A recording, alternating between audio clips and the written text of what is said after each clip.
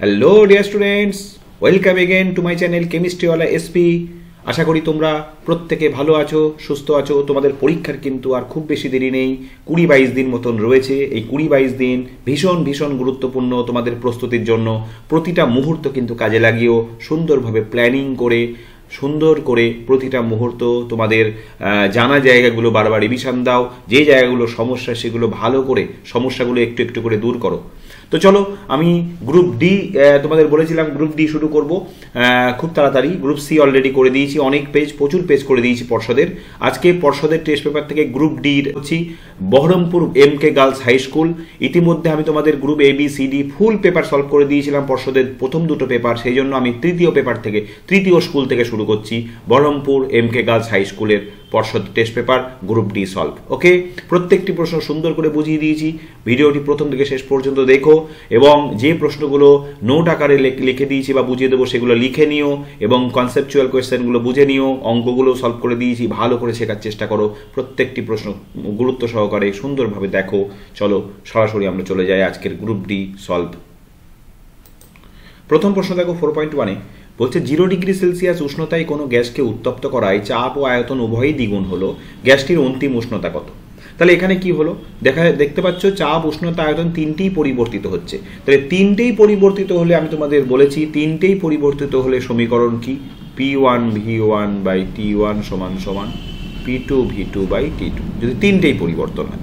আচ্ছা, প্রথমে এবার এক কাজ করো তো, প্রথমে তিনটে সবকিছু লিখে নাও। আচ্ছা, প্রাথমিক চাপ কত লিখে নাও। প্রাথমিক চাপ সমান সমান ধরলাম P1, আর প্রাথমিক আয়তন এই দুটো ধরে নাও আগে। প্রাথমিক আয়তন V1, আর প্রাথমিক উষ্ণতা কত? প্রাথমিক উষ্ণতা কেলভিন স্কেলে কিনতে হবে, হ্যাঁ, T1। তাহলে সেটা কত?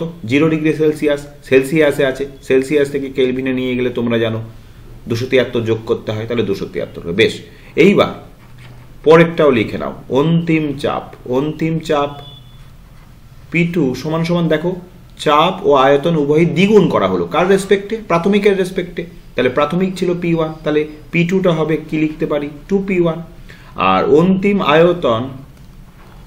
আয়তন অর্থাৎ V2 সেটাও দেখো দ্বিগুণ করা হয়েছে। তাহলে প্রথমে ছিল কত? V1, তাহলে দ্বিগুণ করা হয়েছে মানে কত হবে? 2V1। ঠিক আছে, অন্তিম উষ্ণতা কত অর্থাৎ T2টা কত বের করতে হবে। চলো এবার বসিয়ে দাও। P1 এর জায়গায় P1 বসাও, V1 এর জায়গায় V1 বসাও, T1 এর জায়গায় 273 বসাও, P2 এর জায়গায় 2P1 বসাও, আর V2 এর জায়গায় 2V1 বসাও, আর T2টাকে রেখে দাও। সুতরাং T2 সমান সমান যেটা দাঁড়াবে 2P1 into 2V1 by P1 V1 into কত? 273। তাহলে V1 P1 এর সঙ্গে কেটে গেল। সুতরাং T2 কত হলো? T2 4 into 273, 4 into 273, that is 4 into 273, that is 1092 kelvin. এবার উষ্ণতাটা যেহেতু সেলসিয়াস দিয়ে শুরু হয়েছিল, তাহলে অন্তিম উষ্ণতাটা সেলসিয়াসে নিয়ে যাওয়াই ভালো। সুতরাং অন্তিম উষ্ণতা, যদি উষ্ণতা কেলভিন দিয়েই থাকতো তাহলে তুমি কেলভিন দিয়ে করতে পারতে, যেহেতু সেলসিয়াসে ছিল। তাহলে কেলভিন থেকে সেলসিয়াসে আসতে গেলে একই রকমভাবে 273 মাইনাস করে দিতে হবে, তাই তো? তাহলে কত হচ্ছে? 819 ডিগ্রি সেলসিয়াস। ঠিক আছে, অঙ্কটা হয়ে গেল। আচ্ছা, এর সঙ্গে আর একটা পার্ট আছে, এই পার্টগুলোকে সবসময় না এরকম আলাদা করে একটা কায়দা করে এরকম আলাদা করে একটু বুঝিয়ে দেবে। ঠিক আছে, যিনি খাতা দেখবেন তার সুবিধা হবে। এরকম গোল করে করতে পারো, একটু ডিজাইন করে আমি করলাম। গ্যাসের আয়তন প্রসারণ গুণাঙ্কের মান এখানে লিখে দাও। এটা 1 নম্বর আছে, গ্যাসের আয়তন প্রসারণ গুণাঙ্কের মান সমান সমান 1/273 ডিগ্রি সেলসিয়াস ইনভার্স। ওকে, 1/273 ডিগ্রি সেলসিয়াস ইনভার্স। বোঝা গেল? তাহলে অঙ্কটা 2 নম্বরের আর পরেরটা 1 নম্বর। সাধারণত গ্রুপ ডিতে 3টা 1+1+1 বা 2+1 এরকমভাবেই ভাগ করা থাকে। চলো নেক্সট কোয়েশ্চেন দেখি। 4.2-তে দেখো 6.4 গ্রাম অক্সিজেন প্রস্তুত করতে কত গ্রাম KClO3কে উত্তপ্ত করতে হবে? বিক্রিয়াটিতে উৎপন্ন KCl এর পরিমাণ কত? আমি তোমাদের বলেছি রাসায়নিক গণনা এই ধরনের অঙ্ক করতে গেলে কিন্তু সমীকরণটা তোমাদের মুখস্থ রাখতে হবে। তার জন্য আমি একটা ভিডিওতে তোমাদের 10 থেকে 12টা সমীকরণ দিয়ে দিয়েছিলাম, যে 10 থেকে 12টা সমীকরণ মনে রাখলেই কিন্তু অঙ্কগুলো করা যায়। তো চলো সেগুলো দেখে নিও। আচ্ছা, এই সমীকরণটা আমি লিখে দিচ্ছি। যেহেতু আমার মনে আছে, তোমরাও মুখস্থ রেখো, তোমাদেরও তাহলে সুবিধা হবে। সুবিধা মানে অঙ্ক করতেই পারবে না যদি সমীকরণ মনে না থাকে। সমীকরণ মনে থাকতে হবে, কেননা পরীক্ষায় তোমাদের এই পরীক্ষা কোয়েশ্চেনে কিন্তু সমীকরণ দেবে না। তাহলে শোভিত সমীকরণ, ব্যালেন্স সমীকরণ আমি লিখে নিলাম যে পটাশিয়াম ক্লোরাইড উত্তপ্ত করলে পটাশিয়াম ক্লোরাইড তৈরি হয় আর অক্সিজেন তৈরি হয়। এইবার দেখো এত গ্রাম অক্সিজেন প্রস্তুত করতে কোনটা এখানে কোনটা প্রয়োজন, তাহলে এইটা প্রয়োজন, অক্সিজেনের মাথায় দাগ দিলাম। কত গ্রাম কেসিএল, তাহলে এটাও প্রয়োজন। আবার দেখো কেসিএল এর পরিমাণ কত, এটাও এখানে কিন্তু তিনটেই প্রয়োজন। তাহলে প্রত্যেকের আপেক্ষিক ওজনটা এখানে বের করে নাও। তাহলে 2 থার্ড ব্র্যাকেট দিলাম। এখানে দেখো পারমাণবিক ওজনগুলো তোমাকে দিয়ে দেবে পরীক্ষায়। কে এর কত, কে এর 39 প্লাস সিএল এর কত, সিএল এর 35.5 আর অক্সিজেনের 316 আমি বের করে নিলাম। ওকে, আচ্ছা 2 কেসিএল এর আসো, 2 কে আবার 39 প্লাস 35.5 আর অক্সিজেনের কত 3 × 32, তিনটে করে নিলাম।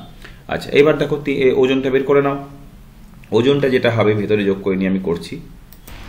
দেখো এটা হলো, ক্যালকুলেট করে দেখলাম, এটা হলো 245, এটা হলো 149 আর এটা হলো 96। ঠিক আছে, চলো এবার সব তথ্য আমাদের হাতে চলে এসছে কিন্তু। তার মানে ব্যাপারটা কি দাঁড়ালো, 245 গ্রাম পটাশিয়াম ক্লোরাইডকে উত্তপ্ত করলে 149 গ্রাম পটাশিয়াম ক্লোরাইড তৈরি হয় আর 96 গ্রাম অক্সিজেন তৈরি হয়। এটা আমরা এই সমীকরণ অনুযায়ী জানতে পারলাম।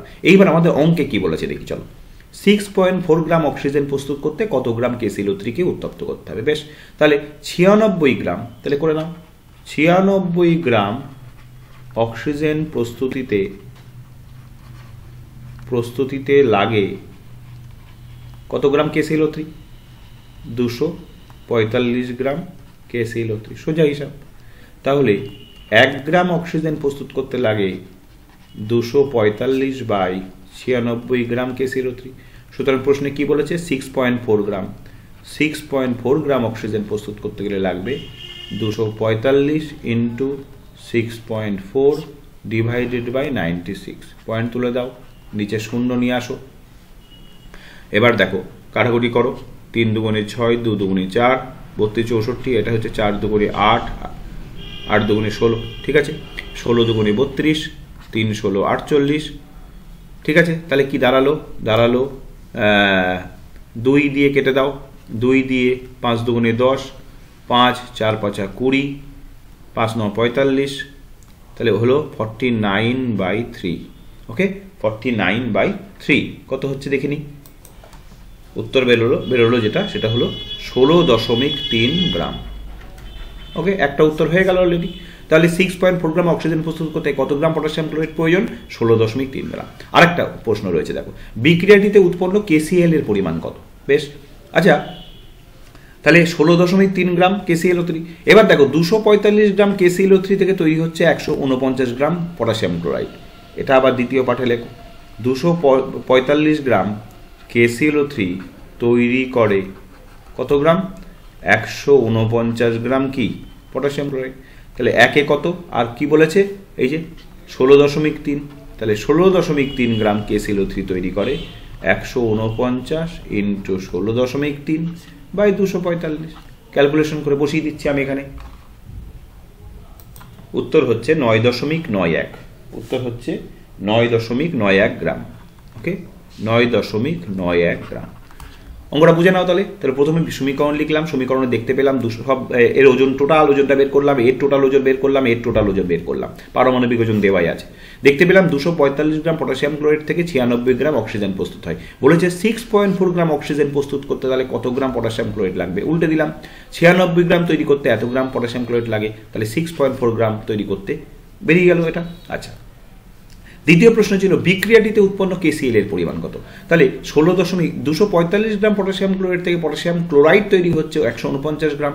তাহলে এখানে তো পটাশিয়াম ক্লোরাইড লেগেছে 16.3 গ্রাম, বের করে নিলাম। তাহলে 16.3 গ্রাম পটাশিয়াম ক্লোরাইড KClO3 তৈরি করবে কত গ্রাম পটাশিয়াম ক্লোরাইড, বের করে নিলাম 9.91। ওকে, চলো নেক্সট অঙ্কে চলো। নেক্সট প্রশ্ন কি আছে দেখি। এবার অথবা দেখো একটা বিশুদ্ধতার অঙ্ক, রাসায়নিক গণনা থেকে। এই বিশুদ্ধতার অঙ্ক কিন্তু খুব ইম্পর্টেন্ট। ওকে, খুব ইম্পর্টেন্ট, ভালো করে বুঝিয়ে দিচ্ছি, বুঝে নাও। লঘু সালফিউরিক অ্যাসিড ও জিঙ্কের বিক্রিয়ায় হাইড্রোজেন উৎপন্ন। তাহলে এইটুকু পড়ার পরেই সঙ্গে সঙ্গে সমীকরণটা লিখে নেওয়া যাবে। তাহলে হাইড্রোজেন গ্যাস উৎপন্ন হচ্ছে কার সঙ্গে, জিঙ্কের সঙ্গে লঘু সালফিউরিক অ্যাসিডের বিক্রিয়া। সমীকরণটা লিখে নিই। আমি তোমাদের বললাম এইগুলো কিন্তু মুখস্থ রাখতে হবে সমীকরণটা। আমার মুখস্থ আছে তাই লিখে দিলাম, তোমাদের কিন্তু মুখস্থ না থাকলে এই অঙ্ক করতে পারবে না। তাহলে এই হচ্ছে সমীকরণটা। ওকে, জিঙ্কের সঙ্গে লঘু সালফিউরিক অ্যাসিড বিক্রিয়া জেরেনএসও তৈরি হয়, হাইড্রোজেন গ্যাস উৎপন্ন হয়। বেশ, এইবার দেখো কি কি প্রয়োজন। 5 গ্রাম হাইড্রোজেন উৎপন্ন করতে, তাহলে এটার উপরে দাগ দিলাম এটা প্রয়োজন। কত গ্রাম জিঙ্ক প্রয়োজন, তাহলে এটা প্রয়োজন। এইগুলো প্রয়োজন নেই তাই আমি এইগুলোর ওজন বের করতে যাব না। আচ্ছা, জিঙ্কের এখানে পারমাণবিক ওজন কত দেওয়া আছে, 65.5, ব্যাস সেটাই বসিয়ে দাও, 65.5, যেহেতু এখানে একটা আছে। আর হাইড্রোজেন H2 আছে, তাহলে কত গ্রাম, 2 গ্রাম। ক্লিয়ার? তাহলে দেখো 5 গ্রাম হাইড্রোজেন তৈরি করতে হবে, তাহলে 2 গ্রাম হাইড্রোজেন তৈরি করতে বিশুদ্ধ জিঙ্ক প্রয়োজন, কারণ অশুদ্ধ জিঙ্ক তো আর বিক্রিয়া করে না, তাহলে এটা পুরো বিশুদ্ধ জিঙ্ক ধরতে হবে। বিশুদ্ধ জিঙ্ক প্রয়োজন কত গ্রাম, 65.5 গ্রাম। ওকে, তাহলে 1 গ্রাম হাইড্রোজেন তৈরি করতে গেলে বিশুদ্ধ জিঙ্ক কত প্রয়োজন, 65.5/2। সুতরাং 5 গ্রাম হাইড্রোজেন তৈরি করতে গেলে বিশুদ্ধ জিঙ্ক প্রয়োজন 65.5 × 5 / 2। ওকে, তাহলে কত বেরোচ্ছে, 65.5 × 5/2, দেখি কত বেরোচ্ছে, 163.75 গ্রাম। দেখো 163.75 গ্রাম, বোঝা গেল? তাহলে 163.75 গ্রাম, এটা কি বিশুদ্ধ জিঙ্ক, এটা হচ্ছে বিশুদ্ধ জিঙ্ক। তাহলে কত, 163.75 গ্রাম। এটা কিন্তু উত্তর নয়, ভালো করে খেয়াল করো, কারণ এর মধ্যে কিন্তু বলছে 50% বিশুদ্ধতার কত গ্রাম জিঙ্ক প্রয়োজন। তার মানে আমাকে বিশুদ্ধ জিঙ্ক তো এত গ্রাম হলো, কিন্তু 50% বিশুদ্ধতা, অর্থাৎ যে জিঙ্কটা নিয়েছো তার মধ্যে তোমার 50% বিশুদ্ধ, 50% অশুদ্ধ রয়েছে।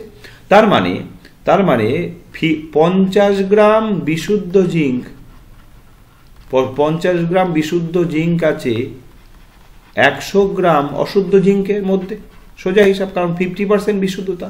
তাহলে 50 গ্রাম বিশুদ্ধ জিঙ্ক আছে 100 গ্রাম অশুদ্ধ জিঙ্কে, তাহলে 1 গ্রাম বিশুদ্ধ জিঙ্ক আছে 100/50 গ্রাম অশুদ্ধ জিঙ্কে। সুতরাং 163.75 গ্রাম বিশুদ্ধ জিঙ্ক আছে 100 × 163.75/50, কেটে দাও 2। তার মানে 163 × 75, 163 × 75 কত হচ্ছে দেখি, তাহলে যেটা বেরোলো 327.50। কত বেরোলো, 327.50 গ্রাম। ভালো করে বুঝে নাও অঙ্কটা, আরেকবার বুঝিয়ে দিচ্ছি আমি, দেখো বুঝে নাও। এই যে জিঙ্ক H2SO4 এর সঙ্গে বিক্রিয়া করে হাইড্রোজেন গ্যাস উৎপন্ন করছে, সেটা নিশ্চয়ই বিশুদ্ধ জিঙ্ক হবে। এর মধ্যে কোনো অশুদ্ধি থাকলে সে তো আর এই বিক্রিয়া করবে না, তাহলে বিশুদ্ধ জিঙ্কটা। এবার আমি 5 গ্রাম হাইড্রোজেন উৎপন্ন করতে গেলে কত গ্রাম বিশুদ্ধ জিঙ্ক প্রয়োজন সেটা বের করে নেব প্রথমে, কারণ দেখতেই পাচ্ছি যে 2 গ্রাম হাইড্রোজেন উৎপন্ন করতে 65.5 গ্রাম বিশুদ্ধ জিঙ্ক প্রয়োজন, তাহলে 5 গ্রাম তৈরি করতে গেলে 163.75 গ্রাম, এটা বের করে নিলাম। ঠিক আছে, আচ্ছা এইবার 50% বিশুদ্ধতা মানে যখন 50 গ্রাম বিশুদ্ধ জিঙ্ক আমি পাবো, তখন নিশ্চয়ই অশুদ্ধ জিঙ্কের মোট পরিমাণ 100 গ্রাম, কারণ 50% বিশুদ্ধতা। তাহলে 50 গ্রাম বিশুদ্ধ জিঙ্ক আছে 100 গ্রাম অশুদ্ধ জিঙ্কে, তাহলে 163.75 গ্রাম বিশুদ্ধ জিঙ্ক আছে, দেখতেই পাচ্ছি ক্যালকুলেশন করে 327.50 গ্রাম অবিশুদ্ধ জিঙ্কে। এবার যে কত গ্রাম জিঙ্ক প্রয়োজন হবে উৎপন্ন করতে গেলে 50% বিশুদ্ধতার কত গ্রাম জিঙ্ক প্রয়োজন, সুতরাং এখানে জিঙ্ক প্রয়োজন কত, 327.50 গ্রাম। বোঝা গেল? এর মধ্যে বিশুদ্ধ জিঙ্কও আছে, আবার অশুদ্ধ পদার্থও রয়েছে, বোঝা গেল? তাহলে জিঙ্ক আমাদের নিতে হবে কত, এত গ্রাম। চলো নেক্সট প্রশ্নে যাই। নেক্সট কোয়েশ্চেন 4.3 দেখো, কঠিন পদার্থের মধ্যে দিয়ে তাপ প্রবাহ মাত্রা রাশিমালা প্রতিষ্ঠা করো। এটা কিন্তু ইম্পর্টেন্ট কোয়েশ্চেন। ওকে, চলো এটা সলভ করি। দেখ, প্রথমে আমরা কি করলাম, একটা আয়তাকার ফলক এঁকে নিচ্ছি।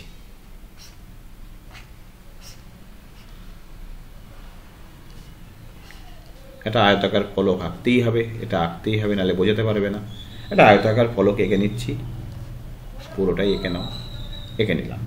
এবার এই আয়তার ফলকে 2 বিপরীত পৃষ্ঠের মধ্যে দূরত্ব, অর্থাৎ যেটাকে আমরা বেধ বলি, সেটা ধরে নিলাম d।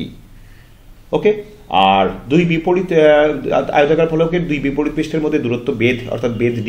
2 বিপরীত পৃষ্ঠতলের প্রত্যেকটি ক্ষেত্রফল a, অর্থাৎ এই তলের ক্ষেত্রফলও a, আবার এই তলের ক্ষেত্রফলও a, অর্থাৎ ক্ষেত্রফল a। তাহলে এখানে লিখে নাও বেধ সমান a, ওকে, ক্ষেত্রফল সমান সমান দুই বিপরীত পৃষ্ঠের ক্ষেত্রফল এ, এবং প্রত্যেকটির ওই দুই বিপরীত তলের উষ্ণতা হচ্ছে θ1 এবং θ2। ধরলাম এই তলের উষ্ণতা θ1 আর এই তলের উষ্ণতা θ2। দুই বিপরীত পৃষ্ঠের উষ্ণতা বুঝে নাও ভালো করে, যথাক্রমে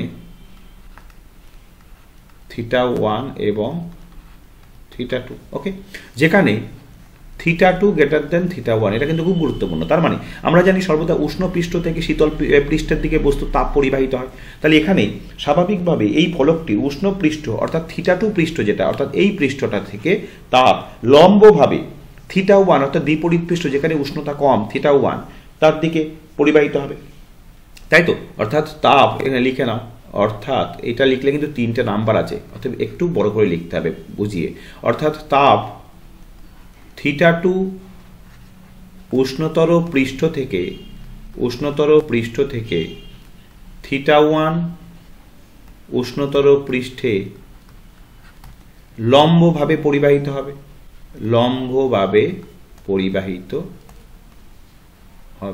ওকে, লম্বভাবে পরিবাহিত হবে। ক্লিয়ার? ধরা যাক টি সময়ে কিউ পরিমাণ তাপ প্রবাহিত হলো। এখন পরীক্ষালব্ধ ফলাফল থেকে দেখা যায়, এক এক করে দেখো। প্রথমেই বলতে পারি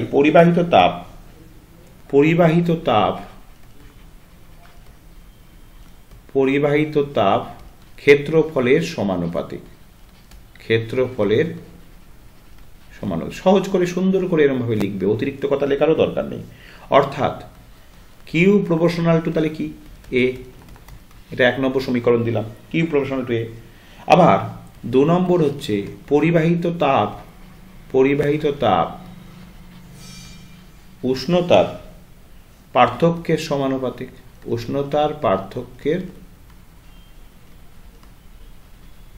সমানুপাতিক, অর্থাৎ কিউ প্রপোর্শনাল টু θ2 মাইনাস θ1। ওকে, এটা 2 নম্বর সমীকরণ দাও, θ2 মাইনাস θ1। 3 নম্বর যেটা পরিবাহিত তাপ ক্ষেত্রফলের বেধের ব্যস্তানুপাতিক, ক্ষেত্রফলের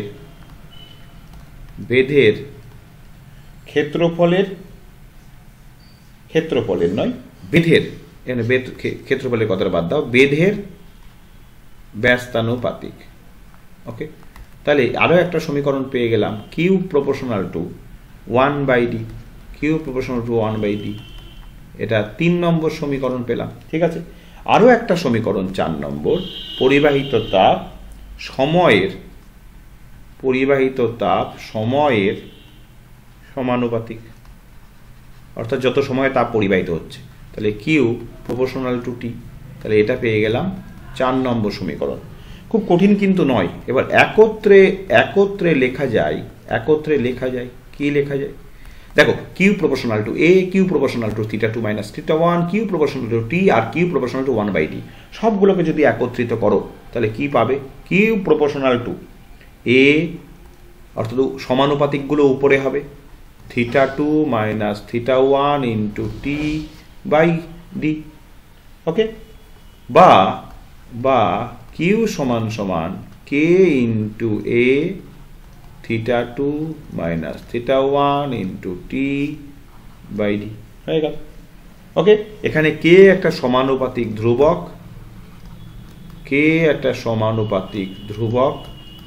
একে কি বলে? একে বলে পরিবাহিতাঙ্ক, একে বলে তাপ পরিবাহিতাঙ্ক। ওকে, তাপ পরিবাহিতাঙ্ক, ব্যাস সমীকরণ হয়ে গেল। সুতরাং এটাই হচ্ছে কঠিন পদার্থের মধ্যে দিয়ে তাপ প্রবাহ মাত্রা রাশিমালা। এবার তুমি এটাকে কিউ বাই টি করে নিতে পারো, তাহলে একক সময়ে তাপ পরিবহনের হার সমান কে এ θ2 মাইনাস θ1/d। ক্লিয়ার? চল, হয়ে গেল সমীকরণটা প্রতিষ্ঠা। এটাই হচ্ছে সমীকরণ। বোঝা গেল ব্যাপারটা? বুঝতে পারলে? একটা আয়তাকার ফলক নিয়েছিলাম যার দুই বিপরীত পৃষ্ঠের প্রত্যেকটির ক্ষেত্রফল এ, এই প্রান্তের উষ্ণতা θ1, এই প্রান্তের উষ্ণতা θ2, তাদের মধ্যে উষ্ণতার ব্যবধান θ2 মাইনাস θ1, কারণ θ2 θ1 এর থেকে বড়। এবার তাদের বেধ ডি। এবার বলছে যে তাহলে যে টি সময়ে কিউ পরিমাণ তাপ পরিবাহিত হলে পরিবাহিত তাপ ক্ষেত্রফলের সমানুপাতিক হয়, অর্থাৎ কিউ প্রপোর্শনাল টু এ হয়। পরিবাহিত তাপ উষ্ণতার পার্থক্যের সমানুপাতিক, কিউ প্রপোর্শনাল টু θ2 মাইনাস θ1। পরিবাহিত তাপ তাপ পরিবহনের সময়ের সমানুপাতিক, কিউ প্রপোর্শনাল টু টি। আর বেধের ব্যস্তানুপাতিক 1/d।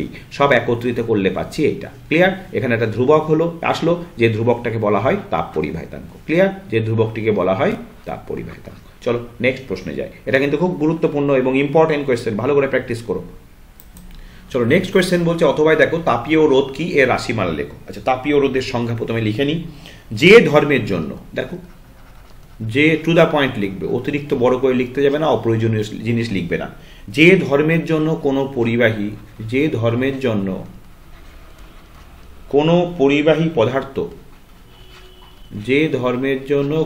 পরিবাহী পদার্থ তার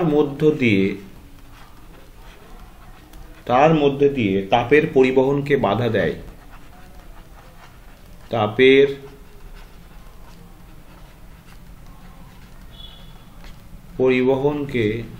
তাকে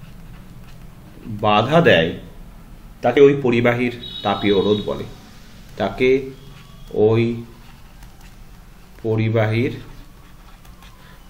রোধ বলে।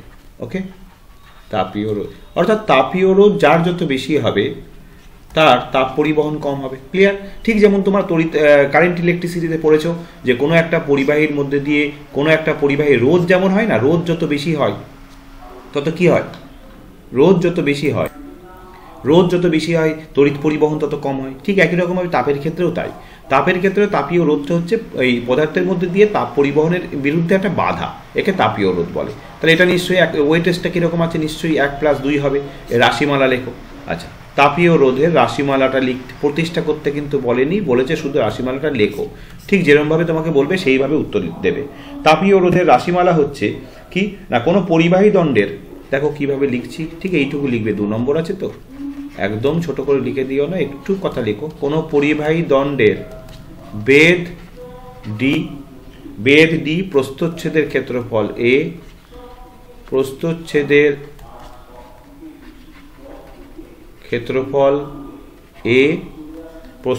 ক্ষেত্রফল এ এবং পরিবাহীর তাপ পরিবাহিতাঙ্ক, এবং ওই পরিবাহীর তাপ পরিবাহিতাঙ্ক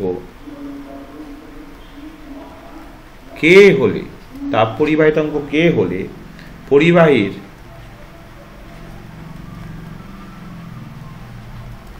তাপীয় রোধ হবে RH সমান 1/k × d/a। ওকে, 1/k × d/a, এটা মনে রেখে, এটা অঙ্ক করতেও কাজে লাগবে তোমাদের।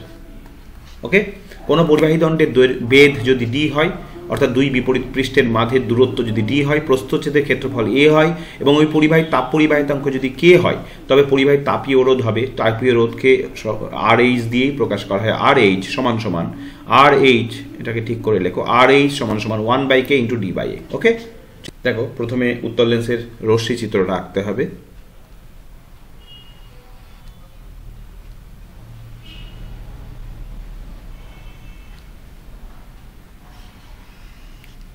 এইটা প্রধান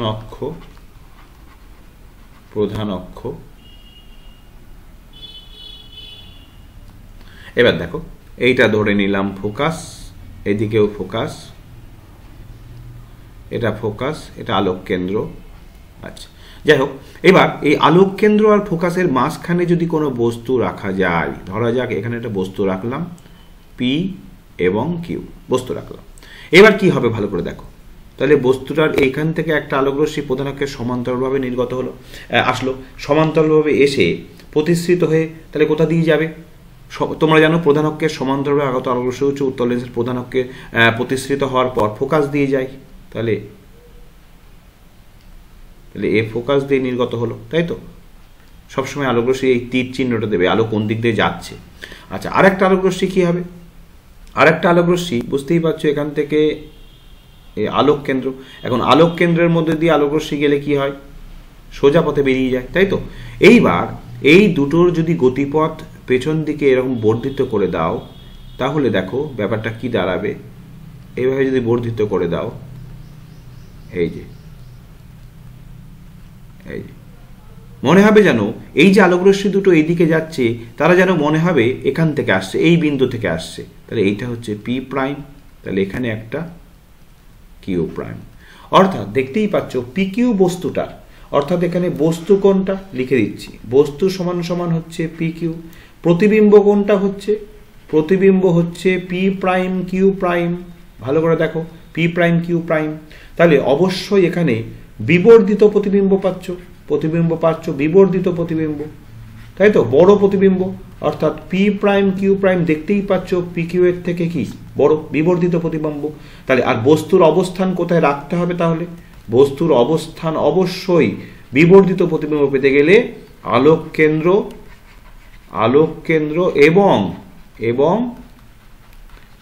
কেন্দ্র এবং ফোকাসের কোথায়? মাঝে, তাই তো রাখলাম আমি, আলোক কেন্দ্র ফোকাসের মাঝে কোথাও রাখলাম, তাই তো? তাহলে কি হলো? তাহলে আমরা কি পেলাম? একটা অসৎ সমশিষ্য এবং বিবর্ধিত, তাই তো? এগুলো হচ্ছে প্রতিবিম্বের প্রকৃতি। বিবর্ধিত প্রতিবিম্ব আমরা পেলাম।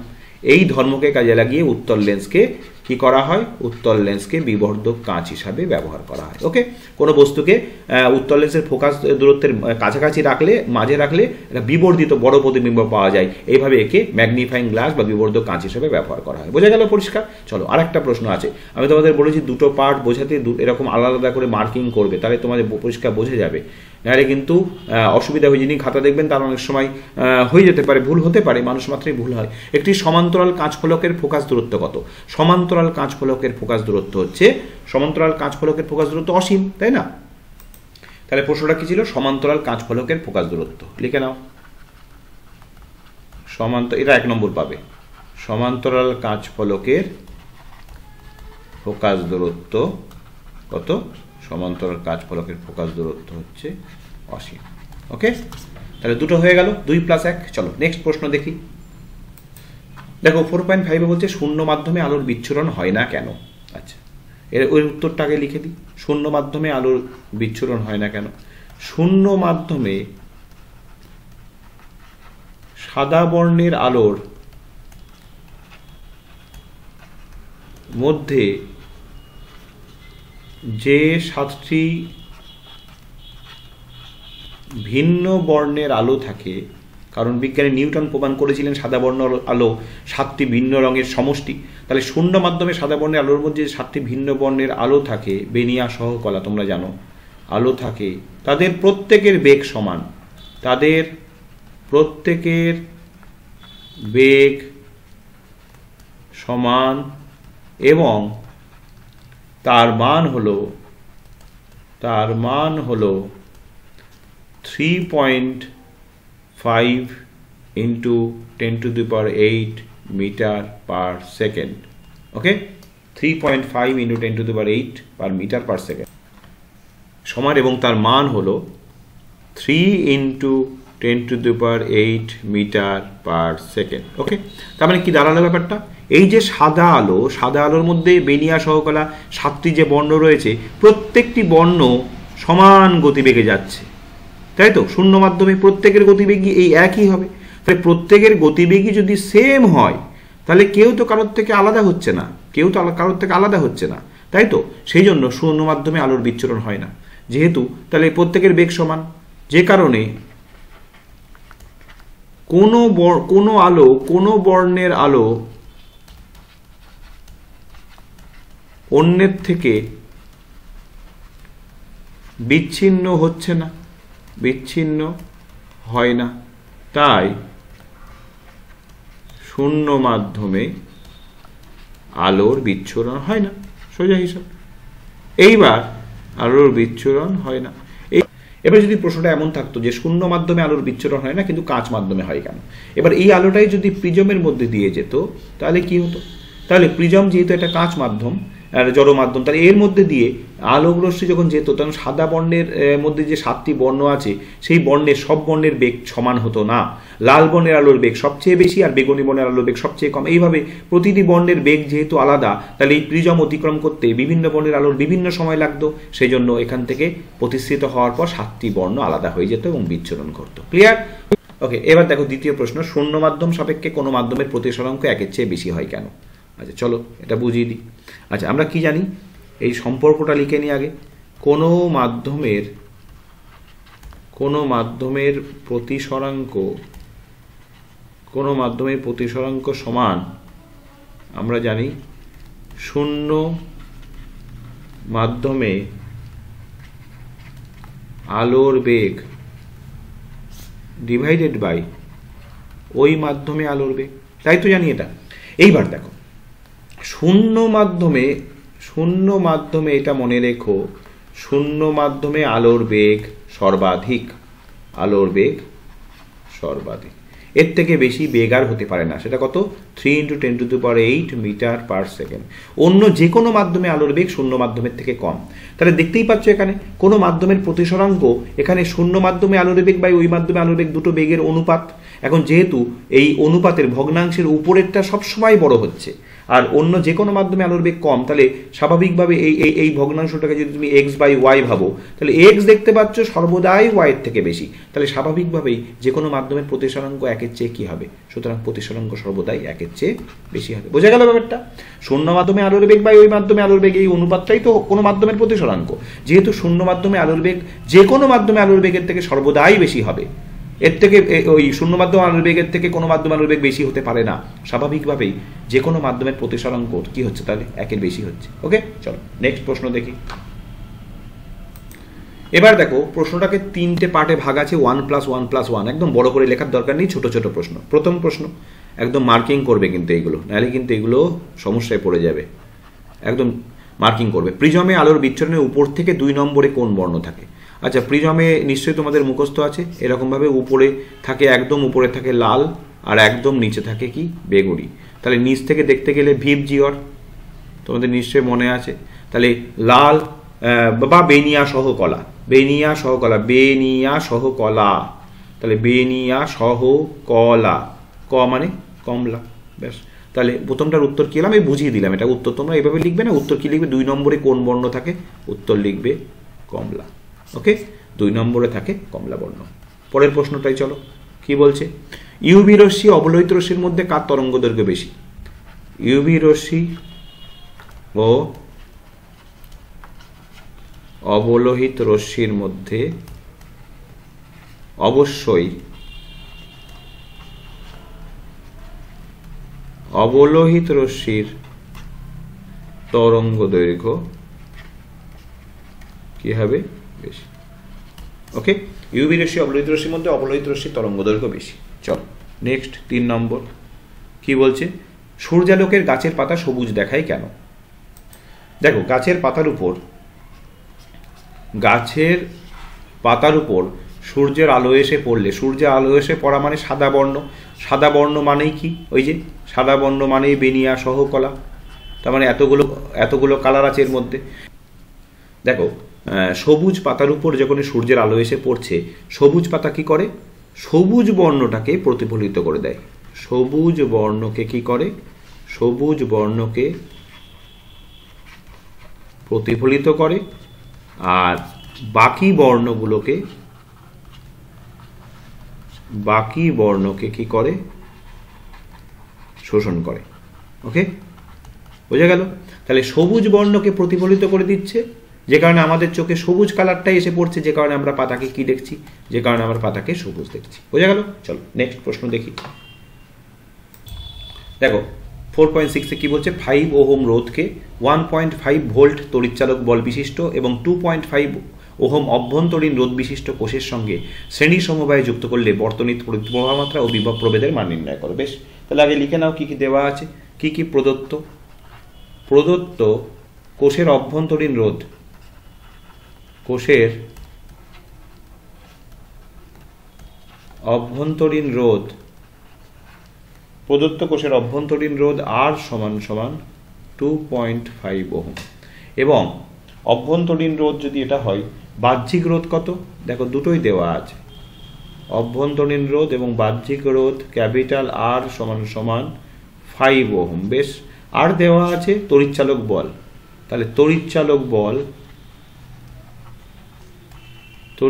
বল E সমান সমান কত দেওয়া আছে 1.5 ভোল্ট বেশ তাহলে আমরা সমীকরণ কি জানি সূত্রানুযায়ী কি বের করতে হবে তড়িৎ প্রবাহ মাত্রা সূত্রানুযায়ী E সমান সমান I into R plus R সুতরাং I সমান সমান তাহলে কি দাঁড়াচ্ছে E by R plus R তাই তো এবার মান বসিয়ে দাও E এর মান বসিয়ে দাও তাহলে 1.5 ডিভাইডেড বাই 2.5 প্লাস 5 তার মানে 1.5 বাই 7.5 পয়েন্ট কেটে গেল 5 একের 5 তাহলে প্রবাহ মাত্রা 1/5 তাহলে 1/5 প্রবাহ মাত্রা 1/5 মানে কত হচ্ছে 1/5 মানে 0.2 ওহম 0.2 অ্যাম্পিয়ার 0.2 অ্যাম্পিয়ার তাহলে বর্তনীর প্রবাহ মাত্রা বেরিয়ে গেল সুতরাং বর্তনীর প্রবাহ মাত্রা 0.2 আরেকটা আছে বিভব প্রভেদের মান নির্ণয় করো বিভব প্রভেদের মান কত হবে দেখো আরেকটার সঙ্গে রয়েছে বিভব প্রভেদ মান আচ্ছা বিভব প্রভেদ চলো বের করি বিভব প্রভেদ V সমান সমান IR I কত বেরোলো 0.2 আর R কত দেখতেই পাচ্ছ এই যে বাহ্যিক রোধ 5 তাহলে 5 আর ভোল্ট হবে এটা তাহলে কত হলো তাহলে এটা হচ্ছে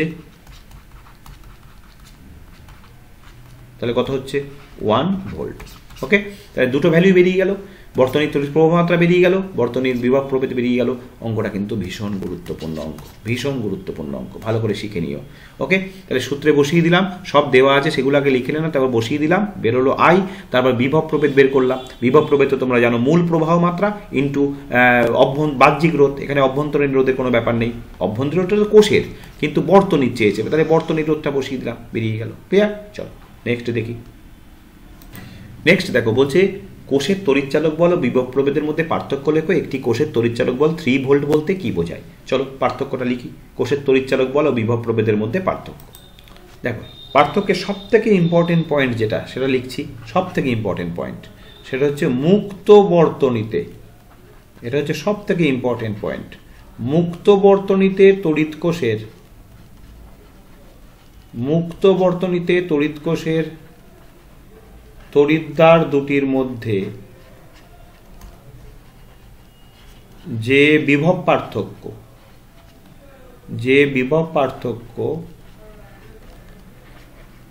তাকে বলে তড়িৎচালক বল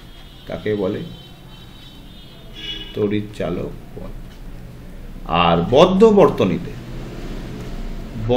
বর্তনীতে তড়িৎ কোষের তড়িৎদ্বার দুটির মধ্যে যে বিভব পার্থক্য তাকে বলে বিভব প্রভেদ এটা মনে রেখো তাকে বলে বিভব প্রভেদ ওকে যদি বর্তনী মুক্ত থাকে তাহলে তড়িৎচালক বল আর যদি বর্তনী বদ্ধ থাকে তাহলে বিভব প্রভেদ 2 নম্বর লেখা যায় যে পোটেনশিওমিটার নামক যন্ত্রের সাহায্যে তড়িৎচালক বল মাপা হয় আর ভোল্টামিটার নামক যন্ত্রের সাহায্যে বিভব প্রভেদ মাপা হয় ঠিক আছে আরো বলা যেতে পারে যে তড়িৎচালক বলের মান বিভব প্রভেদের মানের চেয়ে বেশি হয় এর মান বিভব প্রভেদ থেকে বেশি 2-3টে বলে দিলাম তুমি তোমার সহজ সুবিধা মতন লিখে নিও তাহলে এর মান তড়িৎচালক বলের থেকে সর্বদাই কম হ্যাঁ ফার্স্ট লিখছি বলে একটু এরকম লেখা হচ্ছে তোমরা বুঝে নিও ভার্বালিও আমি বলছি তাহলে 3টে পয়েন্ট আমি লিখে দিলাম দেখো পরের প্রশ্ন একটি কোষের তড়িৎচালক বল 3 ভোল্ট বলতে কি বোঝায় আচ্ছা একটি কোষের তড়িৎচালক বল সুন্দর করে লিখে দিচ্ছি বুঝে নাও লিখে নিও এরকম আলাদা করবে কিন্তু বারবার বলছি তড়িৎচালক বল 3 ভোল্ট বলতে বোঝায়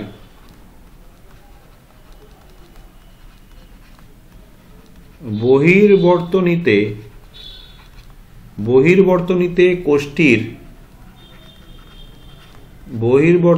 কোষ্ঠীর পজিটিভ প্রান্ত থেকে বা পজিটিভ তড়িৎদ্বার থেকে কোষ্ঠীর পজিটিভ তড়িৎদ্বার থেকে নেগেটিভ তড়িৎদ্বারে 1 কুলম তড়িতাধানকে বহন করতে 3 জুল, যেহেতু 3 ভোল্ট বলেছে, 3 জুল কার্য করতে হবে। ওকে, বোঝা গেল ব্যাপারটা? তা মনে রেখো, 1 কুলম তড়িতাধানকে বহন করতে 3 জুল কার্য করতে হবে। চলো নেক্সট প্রশ্ন দেখি। 4.7 কি বলছে? 3টে প্রশ্ন এখানে রয়েছে, তাহলে এখানে ওয়েটেজটা বা মার্কস ডিভিশনটা 1+1+1 আমরা ভেবে নিতে পারি, খুব বড় করে লেখার দরকার নেই। বিওটি কোন ভৌত রাশির একক? একদম প্রথমে ডিজাইন করে নাও, বিওটি কোন ভৌত রাশির একক? বিওটি ব্যবহৃত, এই কথাটা লিখে দিও, ব্যবহৃত তড়িৎ শক্তির একক, okay, BOT board of trade unit, ব্যবহৃত তড়িৎ শক্তির একক, বাড়িতে গৃহস্থালিতে ব্যবহৃত তড়িৎ শক্তির একক। আচ্ছা, এইটুকু লিখলেই 1 নম্বর পাবে। 2 নম্বর, চলো আর্থিং এর প্রয়োজনীয়তা কি? আর্থিং এর প্রয়োজনীয়তা একটু বুঝিয়ে নিচ্ছি, লিখে নিও। আর্থিং এর প্রয়োজনীয়তা আমি মুখে বলে দিচ্ছি, লিখে নিও। দেখো আমি বুঝিয়েও দিচ্ছি। ধরো অনেক দিন ব্যবহার করার ফলে যে কোনো পরিবাহী তারের উপরে কি থাকে তোমরা জানো? যে কোনো পরিবাহী তারের উপরে কোটিং থাকে, অন্তরকের কোটিং থাকে, তাই তো? তোমাদের বাড়িতে যে তার দেখবে, তারের উপরে কোটিং থাকে, প্লাস্টিকের কোটিং থাকে। এখন দীর্ঘদিন ব্যবহার করার ফলে এই প্লাস্টিকের কোটিং অনেক সময় নষ্ট হয়ে যায়, উঠে যায়। তাহলে কোনো জায়গায় দেখা গেল, কোনো জায়গায় তার কি হলো, কোনো জায়গায় তার এরকম উঠে গেল, এরকম কোটিং উঠে গেল, এই জায়গাটা এরকম ফাঁকা হয়ে গেল। এইবার যখনই এই তারটা এরকম উন্মুক্ত হয়ে গেল, স্বাভাবিকভাবে সে তার কাছাকাছি থাকা কোনো তড়িৎ যন্ত্র বা কোনো মেটাল বা কোনো বস্তুর, ধরো কোনো তড়িৎ যন্ত্র রয়েছে, কোনো মেটাল রয়েছে, তাহলে এই যে এর ভিতর দিয়ে কারেন্ট, এর বিভব, সঙ্গে সঙ্গে এই তড়িৎ যন্ত্রটা বা এই মেটালটি ওর কি করে, বিভব পেয়ে গেল, ওর ভোল্টেজ পেয়ে গেল, আহিত হয়ে থাকলো। ওকে, এইবার যখন তুমি হাত দিলে হঠাৎ করে এই জায়গাটায়, সঙ্গে সঙ্গে কি হলো, ওই বিভবটা, ভোল্টেজটা তোমার শরীরের মধ্যে দিয়ে মাটিতে চলে গেল, ফলে তুমি বিদ্যুৎপৃষ্ট হলে, বিদ্যুৎপৃষ্ট হয়ে মানুষ মারাও যেতে পারে। ঠিক আছে, যাতে সেটা না ঘটে সেজন্য বাড়িতে উপযুক্ত আর্থিং রাখাটা প্রয়োজন। আর্থিং যদি থাকে তাহলে এই বিভবটা কি হবে, আর্থিং তারের মধ্যে দিয়ে কোথায় চলে যাবে, মাটিতে চলে যাবে। ফলে কাছাকাছি থাকা কোনো তড়িৎ যন্ত্র বা ধাতব তার বা কোনো উন্মুক্ত ধাতব অংশ, এগুলো তড়িতাহিত হওয়ার সুযোগ অনেক কমে যাবে, ফলে বিদ্যুৎপৃষ্ট হওয়ার সম্ভাবনাও অনেক কমে যাবে। ক্লিয়ার? এই জন্য বাড়িতে গৃহস্থালিতে আর্থিং খুব সুন্দর করে থাকাটা প্রয়োজন। আচ্ছা, 3 নম্বর প্রশ্নটা আমি বলে দিই, এটা বড় প্রশ্ন বলে মুখে বলে দিলাম, লিখে নিও। ডিসি অপেক্ষা এসি ব্যবহারের একটি সুবিধা। আচ্ছা, একটি সুবিধা বলেছে, একটি সুবিধা কি? একটি সুবিধা হচ্ছে উপযুক্ত ট্রান্সফরমার ব্যবহার করে কি করা যায়, এসি তড়িৎকে প্রয়োজন মতো বিভব বা ভোল্টেজ, বিভব বাড়ানো বা কমানো যেতে পারে, বাড়ানো বা কমানো যায়। ঠিক আছে, ফলে সুবিধা হয়, কিন্তু ডিসি কে কিন্তু এই কাজটি করা যায় না। আবার শুনে নাও, উপযুক্ত ট্রান্সফরমার ব্যবহার করে এসি তড়িতের বিভবকে বাড়ানো বা কমানো যায় প্রয়োজন মতন, আমরা বাড়াতে বা কমাতে পারি, কিন্তু ডিসি তড়িতের বিভবকে এরকম বাড়ানো কমানো যায় না। তাহলে এটা অসুবিধা। এটা একটা এসি তড়িতের সুবিধা হলো কার থেকে, ডিসির থেকে। আর একটা বলে দিই তোমাদের, একটা বলেছে, এখন শুনে নাও দুটো, পরীক্ষার সময় কিন্তু একটাই লিখবে। আর একটা হচ্ছে এসি তড়িতের উৎপাদন খরচ অনেক কম, এসির উৎপাদন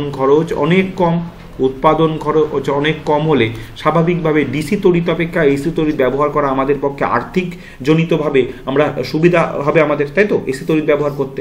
আরও একটা কারণ বলে দিই, এসি তড়িৎকে অনেক দূর পর্যন্ত সম্প্রচার করা যায়, অর্থাৎ এসি তড়িৎকে যে উৎসস্থল থেকে অনেক দূরে পাঠানো যায়, ডিসি তড়িৎকে কিন্তু পাঠানো যায় না।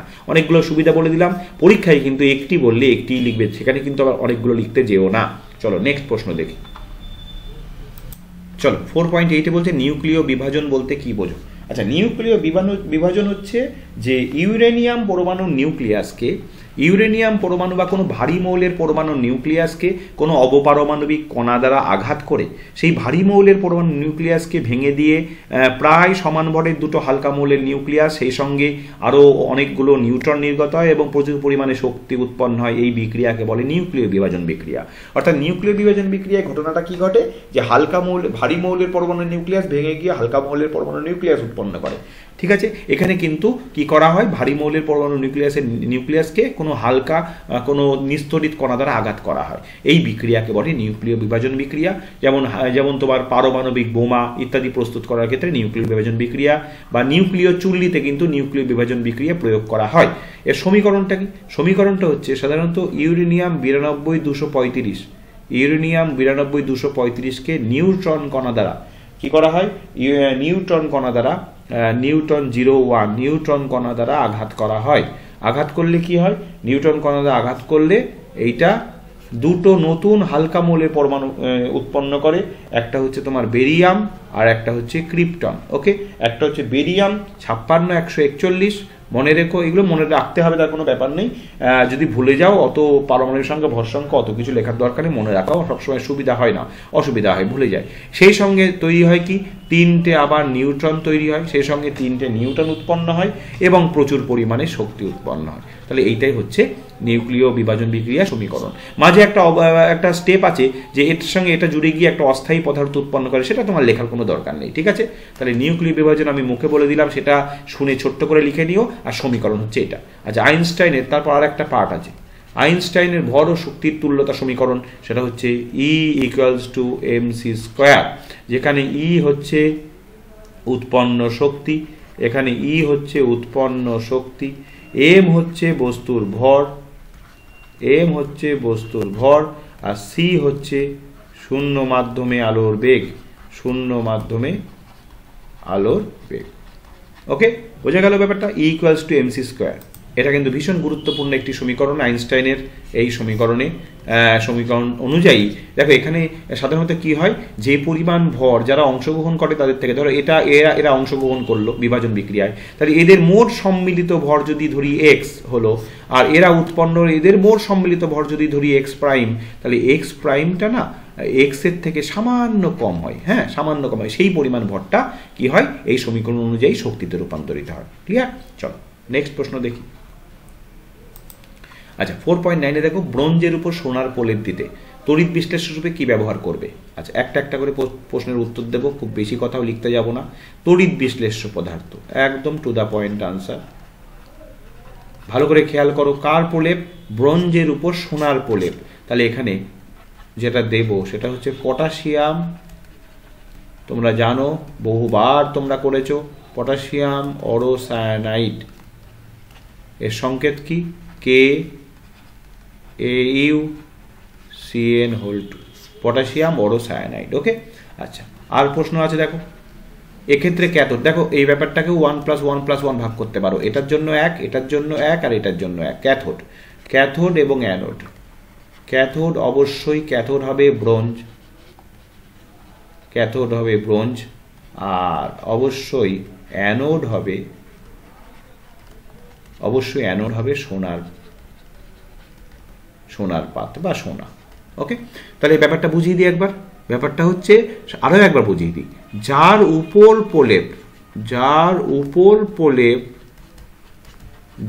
উপর প্রলেপ সেটাকে সব সময় ক্যাথোড হিসেবে ব্যবহার করতে হয়, মনে রেখো, ক্যাথোড হিসেবে ব্যবহার করতে হয়। আর যার প্রলেপ দেব, যে ধাতুর প্রলেপ দেব, মনে রেখো সেটাকে সবসময় ব্যবহার করতে হয় অ্যানোড হিসাবে। ওকে, আর তড়িৎ বিশ্লেষ্য পদার্থ হচ্ছে যে পদার্থের প্রলেপ দেব তার কোনো লবণ, তার কোনো জলে দ্রাব্য লবণ। দেখো এখানে সোনার প্রলেপ দেবো, দেখ পটাশিয়াম অরোসায়ানাইড, এই যে সোনা, তাহলে এর কোনো পটাশিয়াম সোনার, এটা হচ্ছে সোনার কোনো জলে দ্রাব্য লবণ ব্যবহার করেছি, মনে থাকবে। তাহলে উত্তরগুলো এটা বোঝালাম তোমাদের। যার উপর প্রলেপ দিতে হয় সেটাকে সর্বদা ক্যাথোড হিসেবে ব্যবহার করতে হয়, যার প্রলেপ দিতে হয় সেটাকে সর্বদা অ্যানোড হিসেবে ব্যবহার করতে হয়, আর জলে দ্রাব্য লবণকে তড়িৎ বিশ্লেষ্য পদার্থ হিসেবে ব্যবহার করতে হয়। ক্লিয়ার? চলো নেক্সট প্রশ্ন দেখি। দেখো 4.10-এ বলছে দুষ্ট মৌল কাকে বলা হয় এবং কেন বলা হয় তা ব্যাখ্যা করো। চলো বলে দিই, দুষ্ট মৌল কাকে বলা হয়। দুষ্ট মৌল বলা হয়, চলো 4.10 দেখি, দুষ্ট মৌল কাকে বলা হয় এবং কেন বলা হয় তা ব্যাখ্যা করো। আচ্ছা, দুষ্ট মৌল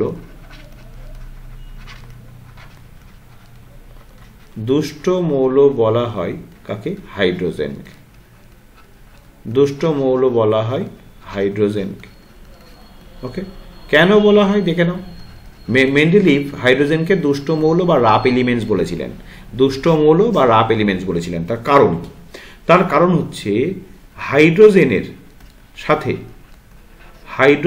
সাথে ধর্মের সাথে 1 নম্বর শ্রেণীর, ভালো করে বুঝিয়ে দিচ্ছি দেখো, 1 নম্বর শ্রেণীর ক্ষার ধাতু, তোমরা জানো 1 নম্বর শ্রেণীতে পর্যায় সারণীতে কে থাকে? ক্ষার ধাতু। আর 17 নম্বর শ্রেণীতে কে থাকে সেটাও তোমরা জানো, বলো কে?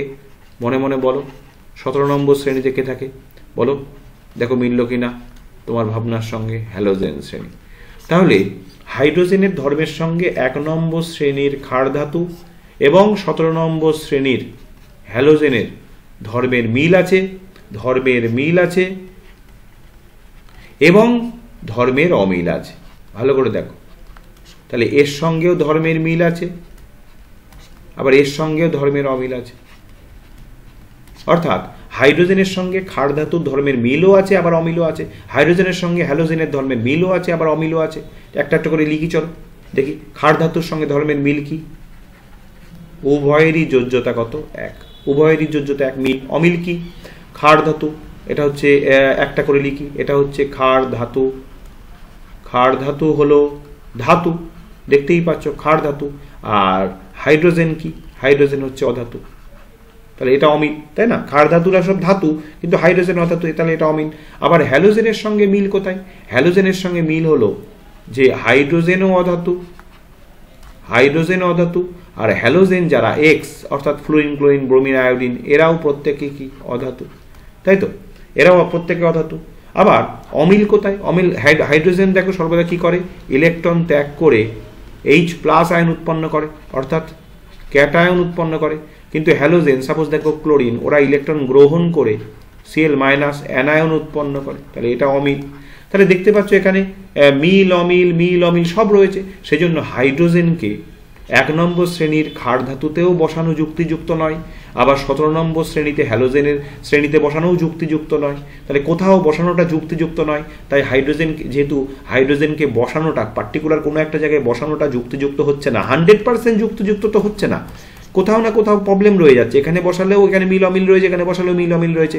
সেজন্য হাইড্রোজেনকে বলা হয় দুষ্ট মৌল বা রাপ এলিমেন্টস। ঠিক আছে, তো যদিও হাইড্রোজেনকে ক্ষার ধাতুর শ্রেণীতেই বসানো আছে, কিন্তু সেই বসানোটা যুক্তিযুক্ত নয় 100%। ঠিক আছে, ফলে হাইড্রোজেনের অবস্থান নিয়ে কিন্তু বিতর্ক এখনো রয়েছে। চলো নেক্সট প্রশ্ন দেখি।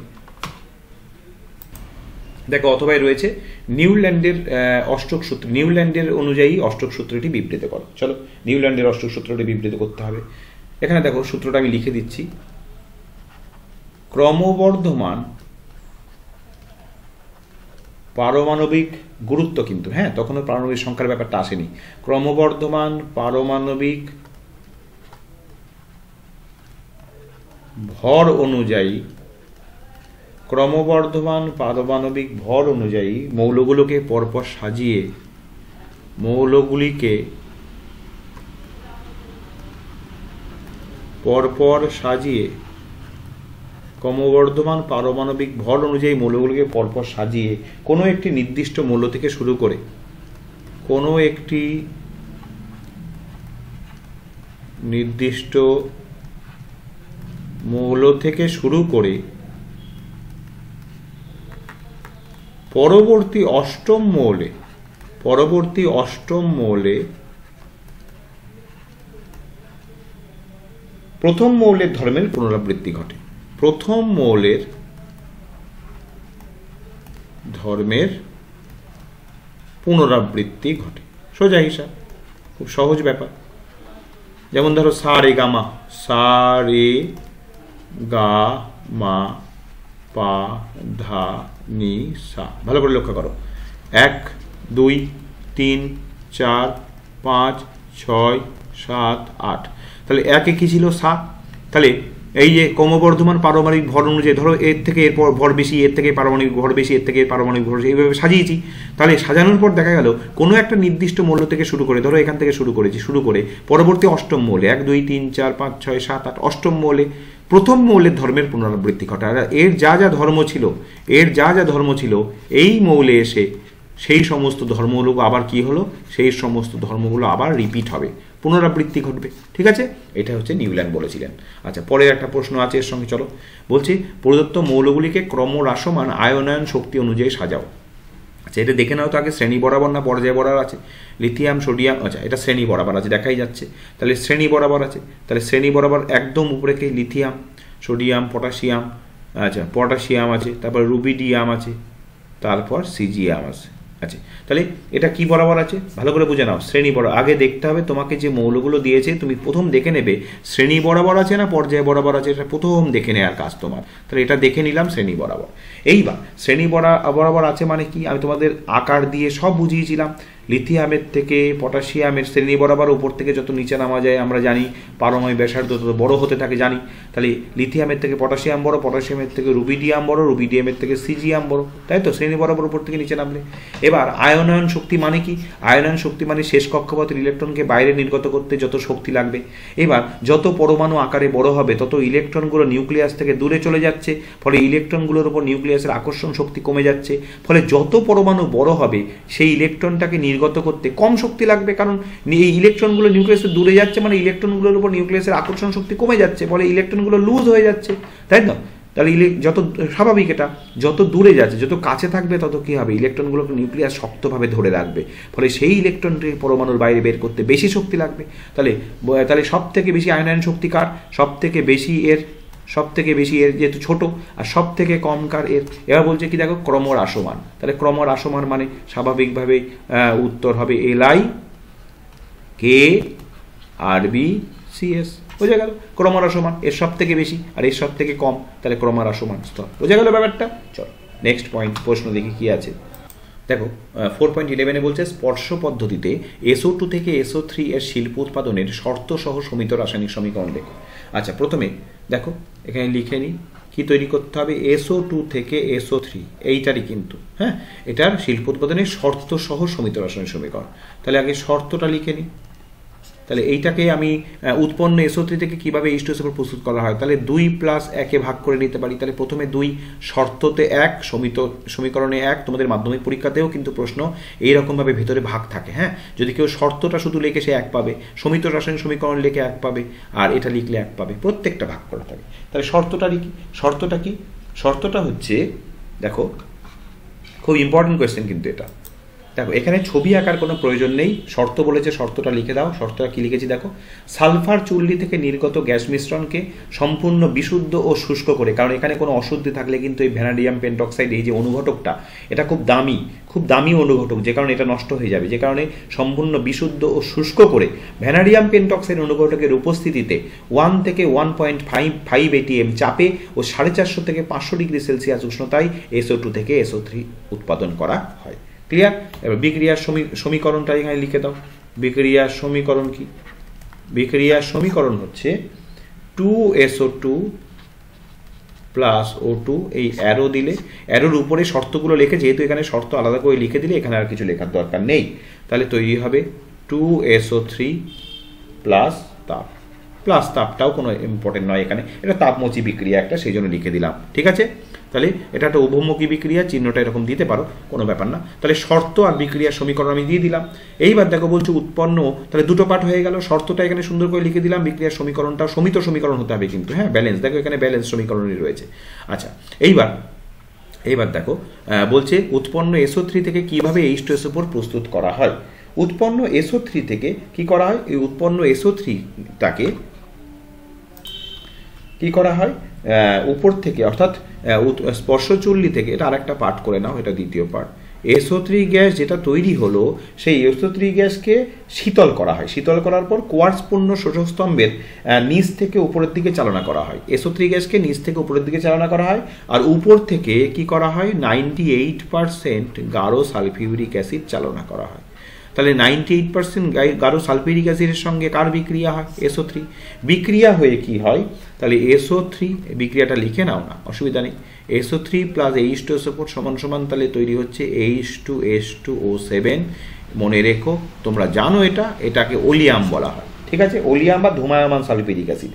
এইবার এই যে ওলিয়াম তৈরি হলো H2S2O7, এর সঙ্গে পরিমাণ মতন জল মিশিয়ে তৈরি করা হয়, পরিমাণ মতন জল মিশিয়ে তৈরি করা হয় সালফিউরিক অ্যাসিড। ওকে, পরিমাণ মতন জল মিশিয়ে সালফিউরিক অ্যাসিড প্রস্তুত করা হয় বিভিন্ন ঘনত্বের। চলো নেক্সট প্রশ্ন দেখি। এবার চলে এসেছি 4.12-এ। IUPAC নাম লিখতে হবে দুটো। আচ্ছা, আগে লিখে নিচ্ছি আমি তোমাদের বুঝতে সুবিধা হবে। CH3 CH2 CH2 COOH আমি আগে লিখে নিলাম। আর আরেকটা এখানে লিখে নাও, দুটো IUPAC করতে হবে, CH3 CH double bond CH2। চলো, এইটার IUPAC। আচ্ছা, কি করে করব দেখো, আমি তোমাদের শিখিয়েছিলাম যে কার্যকরীমূলক যেদিকে থাকে সেদিক থেকে কাউন্টিং শুরু করতে হয়। তাহলে এখানে যেহেতু COOH কার্যকরীমূলক, তাহলে এখানে এটা 1 হবে, এটা 2 হবে, এটা 3 হবে, এটা 4 হবে। আচ্ছা, এখানে দেখো কোনো ডবল বন্ড ট্রিপল বন্ড নেই, সব সিঙ্গেল বন্ড, আর এখানে কার্যকরীমূলক আছে। তাহলে এখানে COOH কার্যকরীমূলক, আর এটা মোট কার্বন সংখ্যা কত এখানে আমি তোমাদের শিখিয়ে দিই। এখানে এই যে শেখাচ্ছি এটা কিন্তু উত্তরের অংশ নয়, তোমাদের রাফে করে নিয়ে সরাসরি উত্তর বসাবে, আমি তোমাদের শিখিয়ে দিচ্ছি। এখানে 1 2 3 4 মোট কার্বন 4। আর দুটো জিনিস দিয়ে তোমাদের আমি শিখিয়েছিলাম কার্যকরীমূলক এখানে কে আছে, দেখো কার্যকরীমূলক আছে COOH, এই দুটো জিনিস দিয়ে বুঝিয়েছিলাম। মোট কার্বন সংখ্যা দিয়ে কি হয়? মোট কার্বন সংখ্যা দিয়ে নাম হয়, আর কার্যকরীমূলক দিয়ে পদবি হয়, আমি তোমাদের শিখিয়েছি। এবার নাম, কার্বন সংখ্যা 4 হলে মিথ ইথ প্রোপ বিউট, বেশ, তাহলে নামটা বিউট হচ্ছে। আর COOH থাকলে পদবি কার্যকরীমূলক দিয়ে, COOH থাকলে কোন কথা যোগ হয়? COOH থাকলে আনোয়িক অ্যাসিড কথাটা যোগ হয়, আনোয়িক অ্যাসিড। ওকে, এবার এই দুটো পার্ট জুড়ে দাও, বিউট প্লাস আনোয়িক অ্যাসিড, তার মানে এইটার IUPAC নাম কি হলো? এটার IUPAC নাম হলো বিউটানোয়িক অ্যাসিড। কি হলো? Butanoic acid. চলো পরেরটা। এখানে দেখো কার্বন 1 2 3, এদিকে ডবল বন্ড আছে, তাহলে কাউন্টিং এদিক থেকে শুরু করতে হবে, কারণ ডবল বন্ড থাকলে এটাই কার্যকরীমূলক এখানে, তাহলে এইদিকে কাছে হচ্ছে 1 2 3। কার্বন কটা? কার্বন এখানে কটা? 3টে। আর কার্যকরীমূলক কি? এখানে কার্যকরীমূলক আছে, দেখতে পাচ্ছ, কার্যকরীমূলক হচ্ছে ডবল বন্ড, এটাই কার্যকরীমূলক। তাহলে এই দিক থেকে তাহলে মিথিত প্রোপ, 3টে কার্বন হলে মিথিত প্রোপ, তাহলে প্রোপ। আর ডবল বন্ডটা কোথায় আছে? 1 নম্বর পজিশনে আছে, দেখতেই পাচ্ছ, তাহলে প্রোপ 1 ইন। প্রোপ ডবল বন্ডটা কোথায় আছে? এই 1 লিখলাম কেন? ডবল বন্ডের অবস্থান বোঝানোর জন্য, প্রোপ 1 ইন। তবে যদি কেউ এইটাকে, যেহেতু 1 নম্বরে আছে, কেউ যদি প্রোপিন লেখো তাহলেও কিন্তু তারটা হবে। যেহেতু 1 নম্বরে আছে, 1 ইন লেখাটার কোনো দরকার নেই। 1 ইন লিখলে সেও পুরো ফুল মার্কস পাবে, প্রোপিন লিখলে সেও ফুল মার্কস পাবে। আচ্ছা, এর সঙ্গে আরেকটা, এটা একটা IUPAC হলো। এর সঙ্গে দেখো আরেকটা প্রশ্ন আছে। কি প্রশ্ন? অ্যালকিন শ্রেণীর প্রথম সদস্য কি? এটা এরকম ভাবে, সেই জন্য বলছি লিখতে লিখতে দুটো পার্ট থাকলে পরিষ্কার চোখে পড়বে, যিনি খাতা দেখবেন। অ্যালকিন শ্রেণীর প্রথম সদস্য, অ্যালকিন শ্রেণীর প্রথম সদস্য, ভালো করে খেয়াল করো, অ্যালকিন শ্রেণীর প্রথম সদস্য হচ্ছে ইথিলিন। অ্যালকিন শ্রেণীর প্রথম সদস্য ইথিলিন বা ইথিন, যদি কেউ ইথিন লেখো তারটাও হবে। তাহলে অ্যালকিন শ্রেণীর প্রথম সদস্য হচ্ছে ইথিলিন বা ইথিন। ওকে, অ্যালকেন হলে কি হতো? মিথেন হতো। অ্যালকাইন হলে কি হতো? অ্যাসিটিলিন হতো বা ইথাইন হতো। ওকে, চলো নেক্সট প্রশ্ন দেখি। অ্যাসিটিলিনের সঙ্গে হাইড্রোজেনের বিক্রিয়াটি শর্ত সহ লেখ। আচ্ছা, অ্যাসিটিলিনের সঙ্গে এটা হচ্ছে তোমার নিকেল অনুঘটকের উপস্থিতিতে, লিখে দিচ্ছি দেখে নাও। নিকেল অনুঘটকের উপস্থিতিতে